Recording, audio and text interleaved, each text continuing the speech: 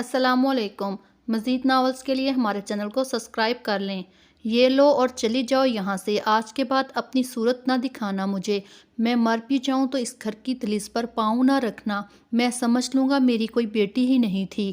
جا رہی ہوں مگر یہ نہ سمجھنا کہ سب ہار گئی ہوں، اپنی بیٹی کا بدلہ ضرور لوں گی۔ میری بہنوں کو کبھی بھی کچھ ہوا تو یاد رکھنا تمہاری گردن پر میرا ہاتھ ہوگا، یاد رکھنا تحریم شاہ۔ دیکھ لوں گی تم سب کو، چلو زمل، مگر مما زمان تمہارا ہی ہے، ابھی نہیں تو پھر سے ہی۔ بات سنو زمل، میں نہ کبھی تمہارا تھا اور نہ کبھی بنوں گا، کیونکہ مجھے بیکار چیزوں میں کوئی انٹرسٹ نہیں۔ رات کا وقت تھا، سب اپنے اپنے کمروں میں سو رہے تھے۔ کلک کی آواز سے کمرے کا دروازہ کھلا تو کوئی وجود خاموشی سے کمرے میں داخل ہوا۔ کمرے میں ہر سو اندھیرا چھایا ہوا تھا، بس کسی کی نازک سانسیں کمرے میں گونج رہی تھیں۔ وہ وجود اس سوئے ہوئے وجود کی طرف بڑھا۔ سوتے ہوئے اپنے چہرے پر کسی کی گرم سانسیں محسوس ہوئیں تو اس نے آنکھ کھولی، اپنے چہرے پر کسی کو جھکے ہوئے پایا۔ ولید، شش، کیا ہوا؟ ایسے کیوں دیکھ رہے ہیں؟ دیکھ رہا ہوں تم مجھے برداشت کر لو گی آج۔ کیا مطلب ہی سمجھانے آیا ہوں۔ ولی، روح بہت نہیں ہے اتنا ٹائم، اب ختم ہو گئی ہے برداشت۔ مگر کچھ اگر مگر نہیں بس۔ ولید نے روح کے سر کے نیچے ہاتھ رکھا اور اس کا سر اونچا کیا اور دھیرے سے اس کے ہونٹوں پر اپنے ہونٹ رکھے۔ وہ دھیرے سے اس کی سانسیں اپنے اندر اتارنے لگا، اس کے نازک لبوں پر ظلم کرتا ہوا کسی اور ہی دنیا جہاں جا چکا تھا۔ جب روح کی سانسیں بند ہونے لگی تو اس نے ولید کو پیچھے ہٹانا چاہا، مگر اس نازک وجود میں اتنی ہمت نہیں تھی اس پہاڑ نما وجود کو ہٹا سکے۔ جب ولید نے خود کو بھرپور سراب کر لیا تو روح کو آزاد کیا۔ روح، اس وقت کچھ نہیں سوچو، بس ہم ایک سفر پر جا رہے ہیں جہاں تم اور میں، ہم دونوں ہوں گے، اس بارے میں کچھ نہیں سوچنا۔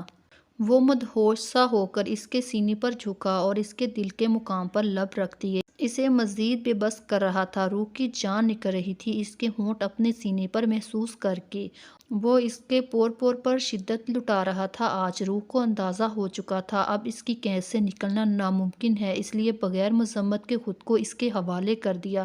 رات دھیرے دھیرے سرک رہی تھی اور کمرے میں مینی خیز سسکیاں۔ ولید نے اس موم کی گڑیا کو بہت نرمی سے چنا تھا، آج ولید نے روح کو اپنا لیا تھا۔ آج دونوں کی روحیں ایک ہو چکی تھیں۔ ایک نیا دن، ایک نیا سفر، ایک نئی زندگی سب کی منتظر تھی۔ سورج کی کرنیں کھڑکی کے پردوں کو پھاڑ کر ولید کے چہرے کو چھوا تو اس نے آنکھ کھولی، اپنے سینے پر سوئی بکھری حالت میں اپنی زندگی کو دیکھا۔ اس کے ہونٹوں پر جان لیوا مسکراہٹ آئی۔ گڈ مارننگ مسز ولید ان نیو لائف۔ اس کے بالوں میں انگلیاں الجھا کر کان میں سرگوشی کی۔ ولید، سونے دے، ابھی تو سوئی تھی نا؟ اچھا، ابھی سوئی ہو تو رات کیا کر رہی تھی؟ رات تو آپ نے، جب اپنی بات پر غور کیا تو سر سے پیر تک سرخ ہو گئی۔ ہاں، کیا کیا میں نے رات کو؟ بتایا نہیں تم نے؟ آپ بہت گندے ہیں ولید، ہا ہا ہا۔ ابھی تو بس شروعات ہے بیبی، میں چاہتا ہوں تم سانس بھی لو تو میری خوشبو تمہیں اپنے سانسوں میں محسوس ہو۔ ہاں، تاکہ میں سانس ہی نہ لے سکوں۔ ہا ہا ہا، میرا بچہ سمجھدار ہو گیا ہے۔ اچھا اب چپ کریں، سونے دیں مجھے۔ ارے ایسے کیسے سونے دوں؟ مارننگ والا پیار کون کرے گا؟ نو ولید پلیز۔ ولید کروٹ لے کر اس کے اوپر آ چکا تھا۔ کیوں نو میرا بچہ؟ ولید پلیز، سونا ہے مجھے۔ اب سونا قسمت میں کہاں روح بیبی، ابھی تو جاگنے کے دن ہے۔ ولید اس کی گردن میں منہ چھپائے سرگوشیاں کر رہا تھا اور روح کی آنکھ پھر سے لگ گئی تھی۔ ظاہر ہے ساری رات تو اس نے سونے نہیں دیا تھا، اپنی شدتوں سے بے بس کر دیا تھا۔ چلو سو گئی ہے، اس میں تو میرا ہی فائدہ ہے، مذمت نہیں کرو گی اور میں اپنا کام اچھے سے کر لوں گا۔ Good girl. روح سو گئی تھی مگر ظالم سوتے ہوئے بھی اس پر ظلم کر چکا تھا۔ آج شاہ ویلا میں خوشیوں کا سامان تھا، ہر طرف گہما گہمی تھی، کوئی آ رہا تھا کوئی جا رہا تھا، شہر کی مشہور ترین ہستیوں کا بسیرا تھا۔ آج شاہ ویلا میں ہوتا بھی کیوں نہ، شجاع شاہ کے پوتے اور پوتیوں کا ولیمہ تھا۔ ولیمہ شاہ ویلا کے لان میں ہی رکھا گیا تھا کیونکہ ان کا گھر کسی محل سے کم نہیں تھا۔ سب لڑکیاں تیار ہو کر پارلر سے آ چکی تھی اور گھر میں لڑکے امان اور حیا کا نکاح کل رات ہی کر دیا گیا تھا۔ ایک شور سا اٹھا تھا لان میں، تب ہی چاروں شور مچاتی گاڑیاں اندر داخل ہوئیں۔ بلیک میکسی جس پر بلیک ہی نگینوں کا کام کیا گیا تھا، وائٹ ہیروں کی جیولری اور برائڈل میک اپ میں آج وہ آسمان سے اتری ہوئی پریاں لگ رہی تھی۔ سب کے ڈریسز سیم تھے اور لڑکے بلیک ڈنر سوٹ پہنے کسی ریاست کے بادشاہ لگ رہے تھے۔ سب کو ایک ساتھ اسٹیج پر بٹھایا گیا اور ساری رسمیں ہوئی۔ ولیمہ زور و شور سے چل رہا تھا۔ تبھی ایک نقاب پوش لڑکی ہاتھ میں پسٹل لیے اسٹیج کے سامنے آ کر کھڑی ہوئی۔ سب حیران تھے، یہ کون تھی؟ میں نے کہا تھا نا، اگر میں نہیں تو تم حور کے بھی نہیں ہوگے جمل۔ زمان سکون سے کھڑا ہوا، وہ جانتا تھا وہ یہاں آنے والی ہے۔ اچانک اس کا وہاں آنا سب کو پریشان کر رہا تھا۔ کیوں آئے ہو تم یہاں؟ تمہیں ختم کرنے۔ تمہیں اتنے سال پالا اس لیے کہ تم میرا مہرہ بنو گے، مگر تمہارا خون جاگ اٹھا تو اب کیا ہے نا، میں نے سوچا جو چیز میرے کام کی نہیں ہے اسے دنیا میں کیوں چھوڑوں۔ تم میرا بال بھی باغا نہیں کر سکتے مسٹر ملک۔ تمہارے سارے کالے کرتوتوں کے ثبوت میں پولیس کو دے چکا ہوں اور یہاں آ کر تم نے میری نہیں اپنی موت کو آواز دی ہے۔ پولیس آتی ہوگی، بس تھوڑا سا وقت اور۔ پولیس کے نام پر ملک کا رنگ زرد ہو چکا تھا۔ وہ نہیں جانتا تھا وہ اتنی آسانی سے پھنس چکا ہے۔ زمان نے انہی باتوں کا فائدہ اٹھاتے ہوئے بے دھیان جمل کے ہاتھوں سے پسٹل چھین لیا اور زوردار تھپڑ اس کا منہ سرخ کر چکا تھا۔ آج کے بعد زمان شاہ کے خاندان کی طرف آنکھ اٹھا کر بھی دیکھا نا تو آنکھیں نکال دوں گا، سمجھ گئی نا مس جمل؟ میں تمہیں نہیں چھوڑوں گی۔ پہلے خود کو تو بچا لو، وہ آ گئے تمہارے سسرال والے۔ پولیس کو آتا دیکھ کر ارمان نے جمل کا مذاق بنایا۔ تم سب مرو گے، سب۔ جو کام میں نے 17 سال پہلے ادھورا چھوڑا تھا اب وہ پورا ہوگا۔ ملک گلا پھاڑ کر چیخ رہا تھا، دھمکیاں دے رہا تھا، مگر اس کی دھمکیوں کا اثر زیان پر ہو نہیں رہا تھا۔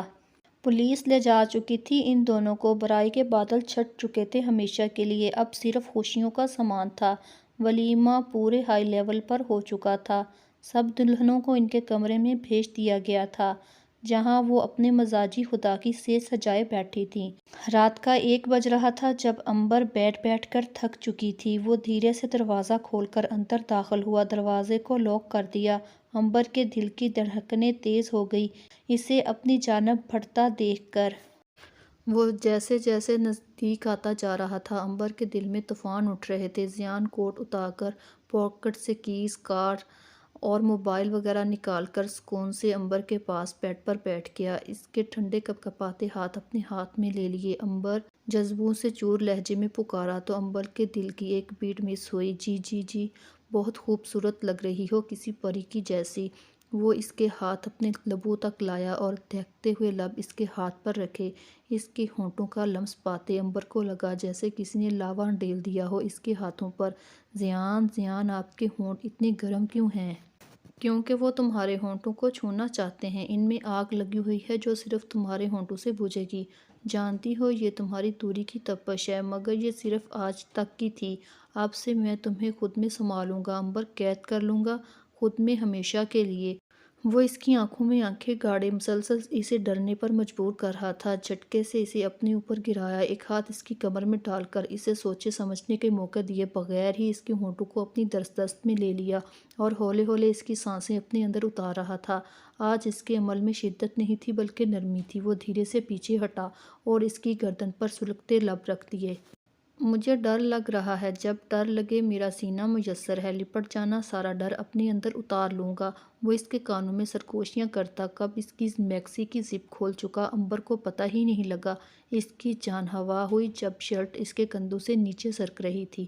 وہ جھکا، اس کے کندھے، گردن، اس کے پور پور پر اپنا لمس چھوڑنے لگا۔ وہ اس کی بھاری میکسی سے اسے آزاد کر چکا تھا اور وہ اس کے سینے میں خود کو چھپا چکی تھی۔ زیان نے اوپر ہونا چاہا، وہ مزید اس کے ساتھ چمٹ گئی۔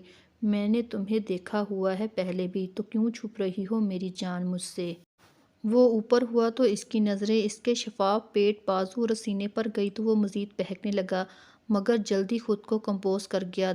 دیکھو، میں نے تمہاری شرٹ اتارنے میں تمہاری مدد کی ہے نا، چلو اب میری بھی ہیلپ کرو۔ وہ اس کے انداز پر دنگ رہ گئی، مطلب وہ اتنے سکون سے یہ سب بول رہا تھا اور وہ شرم سے پانی پانی ہو رہی تھی۔ زیان، مگر امبر شرٹ کے بٹن، اس نے مصنوعی غصے سے کہا تو وہ ڈر گئی اور جلدی سے اس کے شرٹ کے بٹن کھولنے لگی کانپتے ہاتھوں سے۔ Good girl. اپنی شرٹ اتار کر بیڈ سے نیچے پھینکی اور اس پر جھکا۔ وہ اس کے پور پور پر اپنے ہونٹوں سے شدتیں بکھیر رہا تھا آج رات امبر نے زیان کی باہوں میں گزاری تھی۔ زیان نے اسے بڑے پیار سے چنا تھا۔ وہ اس کے آگے بے بس ہو کر اپنا آپ اس کے حوالے کر چکی تھی۔ وہ دونوں زندگی کے نئے سفر کی طرف گامزن تھے جہاں خوشیاں ان کی منتظر تھیں۔ امان کمرے میں آیا تو حیا سو چکی تھی، ظاہر ہے نیند کی کچی اپنی سہاگ رات کو بھی نہیں جاگ سکی تھی۔ وہ پیچھے ہٹا اور اس کے ماتھے سے ماتھا جوڑا۔ جانتی ہو حیا، بہت انتظار کیا ہے اس پل کا، اپنے حق سے تمہیں چھونا چاہتا تھا، دیکھو وہ دن بھی آ گیا، آج تم امان شاہ کی دسترس میں ہو۔ حیا تو بس نظریں چکائے اپنی انگلیاں مروڑنے میں مصروف تھی۔ تم کچھ نہیں بولو گی؟ میں کیا بولوں، آپ آتے ہی عمران ہاشمی بن گئے ہیں۔ اس کی بات پر امان کا قہقہ گونجا کمرے میں۔ تو آپ بتا دیں میں کیا بنوں؟ آپ حیا کے امان بنو، اچھے والے۔ مجھے بہت پسند آئی ہے، میں پہن لوں؟ نہیں، صبح پہن لینا۔ اوکے، لیکن میرا گفٹ؟ اوہ، میں نے تو لیا ہی نہیں، بھول گئی۔ چلو کوئی بات نہیں، میں خود ہی لے لوں گا تم سے اپنا گفٹ۔ امان نے دھیرے سے اسے اپنے سار میں لیا اور لائٹ آف کر دی۔ وہ بہت پیار سے اسے اپنا رہا تھا۔ ساری رات حیا پر اپنی محبت کی برسات کی تھی اور ساری رات حیا نے امان کو خود میں محسوس کیا تھا۔ مجھے بیبی چاہیے نا، اس لیے میں آپ کا بیبی ہی ہوں ارمان۔ ہاں دیکھو، روز تم میری گود میں نہیں آتی نا، اور نہ ہی حق کرتی ہو۔ ارمان پکا اب کروں گی، پرومس پکا؟ اوکے۔ ارمان نے جھٹکے سے اس کے ہونٹوں کو اپنے ہونٹوں میں لیا۔ اس کے نرم ہونٹوں کے لمس سے وہ اپنی بے قراری مٹا رہا تھا، دھیرے دھیرے اس کی روح میں اتر رہا تھا، اور زارا اس ظالم کے سامنے بے بس ہو چکی تھی، اس لیے بغیر مذمت کے بازو اس کے آگے ڈال کر خود کو اس کے حوالے کر دیا۔ ارمان نے بہت پیار سے چنا تھا اپنی جان، اپنی گڑیا کو۔ روح بہت تھک چکی تھی، اس لیے ولید اس کے کپڑے چینج کرا کر اس پر کمفرٹر اڑا کر اسے سلا چکا تھا اور خود اپنے رب کے حضور اپنی محبت مل جانے کا شکریہ ادا کر رہا تھا۔ محبت جب مل جائے تو انسان جنت محسوس کرتا ہے خود کو، اور جب انسان جنت میں ہو تو اپنے رب کو کیسے بھول سکتا ہے؟ محبت کا حاصل ہونا کسی کے بس کی بات نہیں ہوتی، اور جن کو محبت مل جاتی ہے وہ ساری زندگی اپنے رب کا شکر ادا کرتے ہیں، اور ولید بھی ان میں سے تھا۔ اور سب سے بڑھ کر روح کا علاج ہو چکا تھا۔ اب وہ ولید کی نسل کو بڑھا سکے گی، مطلب وہ ماں بن سکے گی۔ یہ ولید کے لیے سب سے زیادہ خوشی کی بات تھی، اور وہ اپنے رب کی تمام نعمتوں کا شکریہ ادا کر رہا تھا۔ زمان، ہاں آپ میرے اوپر سے اٹھے، میرا سارا ڈریس خراب کر دینا ہے آپ نے، میں تو بس محسوس کر رہا ہوں اپنی جان کو۔ کر لیا نا، اب اٹھیں۔ ہاں ہاں، کیسے اٹھیں؟ اب ہم کچھ کر کر ہی اٹھیں گے۔ وہ اس کی کمر میں ہاتھ ڈال کر اس کی میکسی کی زپ کھولنے لگا تو حور نے ٹوکا، کپڑوں سے خلل نہ آ جائے، ہم آپ سے بے لباس ملاقات چاہتے ہیں۔ وہ بہکے انداز میں بول کر حور کو اس کے کپڑوں سے آزاد کر کر اس پر جھکا اور اپنی چھاپ چھوڑتا چلا گیا۔ حور جانتی تھی اس سے رہا ہونا اس کے بس کی بات نہیں، اسی لیے اس نے اسے حال پر چھوڑ دیا۔ آج سب خوش تھے کیونکہ سب نے اپنی اپنی منزل پا لی تھی۔ محبت اگر جنون بن کر روح میں اتر جائے تو اسے حاصل کرنا ضروری ہو جاتا ہے، ورنہ جدائی زہر بن کر رگوں میں سرسراہٹ کر جاتی ہے جس سے انسان پل پل مرتا ہے۔ مگر یہاں سب کو سب کی محبت مل چکی تھی۔ محبت لمس کی محتاج ہوتی ہے اور لمس میں شدت نہ ہو، ایسا کیسے ہو سکتا ہے؟ سمجھ میں آیا پھر یہ محبتوں، یہ شدتوں کا مطلب؟ مزید ناولز کے لیے ہمارے چینل کو سبسکرائب کر لیں۔ اگر ویڈیو پسند آئی ہو تو ویڈیو کو لائک اور شیئر کریں، چینل کو سبسکرائب کریں۔ شکریہ۔